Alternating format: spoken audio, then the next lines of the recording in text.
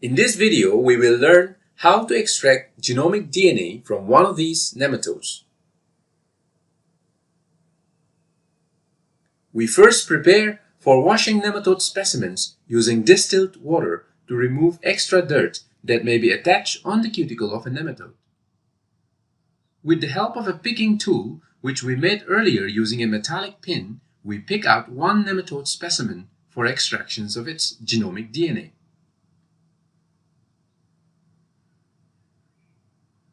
The specimen is transferred to the first drop of water on the slide and washed for a few seconds, and then subsequently passed to the other drops for more washing steps. Regular disinfecting of your metal tip by quickly heating or by dipping in 70% alcohol maintains cleanliness.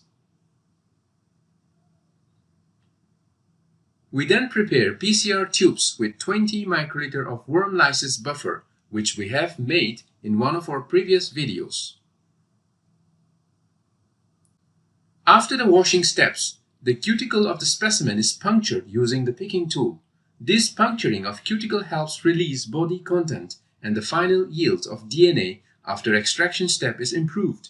From our experience, a specimen with intact cuticle often produces poor yield or no DNA at all. We then carefully transfer the punctured specimen in our PCR tube containing the lysis buffer.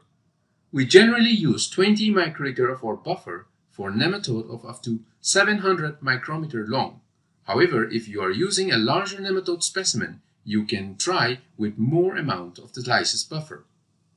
It is important to disinfect your picking tool when you work with every new specimen to avoid contamination.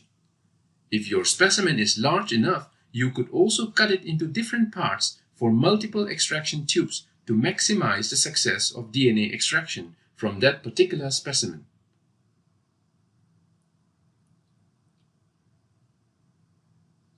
After transferring your specimen into a tube, be sure to correctly label the tube with the corresponding code of the nematode isolate it contains. We then freeze these tubes to improve release of body content and breaking of cells.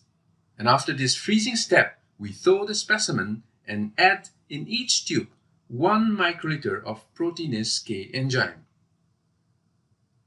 Proteinase K is an enzyme that will digest a broad spectrum of proteins and will also inactivate nucleases. This enzyme gets activated at around 65 degrees Celsius and can be inactivated well at 95 degrees Celsius. For us, we use 1 microliter of this enzyme for every 20 microliter of our lysis buffer.